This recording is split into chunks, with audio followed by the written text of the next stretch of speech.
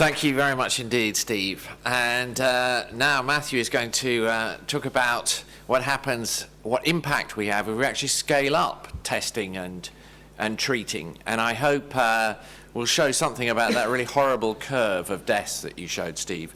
So Matthew is Professor of Hepatology at Peninsula Medical Schools in the southwest of the UK and has done a tremendous job setting up the network there.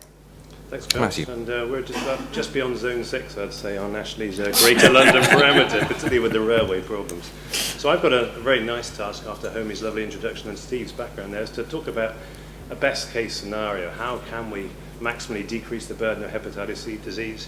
We've heard about this significant rise and improvement in sustained virological response rates, so curing people of their hepatitis C, how we're expecting treatment eligibility to be increased by these much more tolerable treatments, and how we need to sustain that with increased diagnosis rates. So what results can we expect from that? Well, this is the model that Homie showed, putting those numbers in, and this is the difference it can have. So a profound difference. So this is the total number of people infected with hepatitis C. So that's the line we've just seen from Steve's data just now. And this is what we can anticipate with increased treatment and diagnosis rates with a rapid fall in the total number, so that by 2030, you're down to around 6,000 people by remake as opposed to the current 144,000. If you're getting rid of the virus, you're going to get rid of some of the complications of cirrhosis. We've heard just touching on the natural history of hepatitis C, this slow progression, but it's the development of cirrhosis that results in all the complications of liver cancer, decompensation, and death.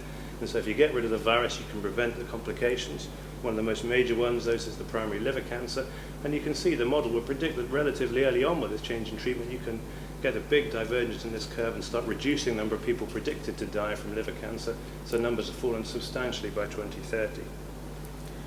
Similarly, for liver-related deaths, the numbers fall off quite quickly, so that with increased treatment, you can prevent people from dying quite rapidly. You switch the virus off, the liver disease tends to be arrested at where it's got to, and you don't then succumb to the complications of your progressive liver injury. Same with decompensated cirrhosis. These patients' only option really is a transplant, or they're going to succumb from their illness. So again, the numbers of patients likely to require liver transplantation with hepatitis C falls off very rapidly.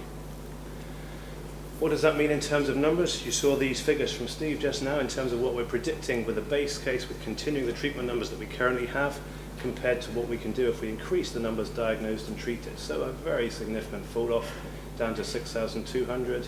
HCC deaths reduced by 80%, liver-related deaths likewise for that year, and decompensated cirrhosis.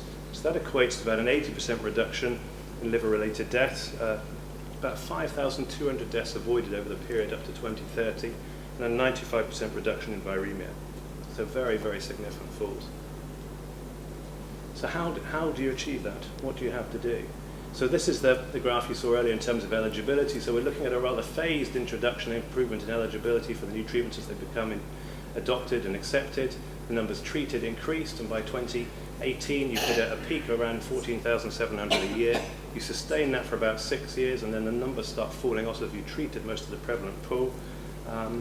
And again, we're looking at a more pragmatic introduction to the new treatments, perhaps focusing treatment on those with the most advanced fibrosis in the first year or two, and then throwing it open to all comers later on when you've got rid of those people most likely to succumb in the near future.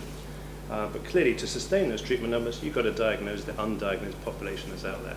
And that's one of the keys here that we're going to have to focus on. So, elimination of hepatitis C, is it possible? Well, this model would certainly suggest it is, and as Homie says, it's been applied in lots of different countries and contexts, so I think it is there. But clearly, to do that, you've got to find more cases of hepatitis C, treat more, and I think the figures show very eloquently that you can certainly save a substantial number of people by doing just this. What are the practicalities? We're going to hear quite a lot more about that from other speakers in a minute, but I think dealing with the treating more first of all, the treatment services that we have across England at the moment are really set up around providing and supporting people going through really complicated treatments. We're talking about potentially 48 weeks of pretty toxic drugs that require close support and supervision and monitoring. These tablet-based treatments that we heard a lot about this weekend and previous meetings are much easier to take, and the treatment teams are very familiar with the need for adherence, which is going to be critical when you take an expensive drug with a high efficacy. You want to make sure it's taken correctly and fully. So I think that bit is something we probably can deliver fairly quickly. The finding more is a challenging one, because we've got to find out that those people who have hepatitis C are unaware of it. So that's a combination of things. We're going to hear some more discussions about that in the next few talks. Saving more, as I said, I think those figures are self-explanatory, and this is 5,200 liver deaths averted by the early adoption of these new and significantly improved treatments. Does it tie in with NHS strategy? Well, it clearly does. This is the Outcomes Framework, number 1 here, preventing people from dying prematurely. Now, you couldn't find a clear example of how to do that than this, to be honest. It fits in very neatly. This is taken from the clinical reference group and the specialist commissioning document for setting up a hepatitis C services. And this is the key aim of the specialised hepatitis C services: maximise uptake and completion of hepatitis C treatment and cure more people of infection. So that is very much the core purpose of specialist commissioning, and these drugs offer us the opportunity to do that in a really very dramatic way. I'll leave it at that. Thank you, Matthew.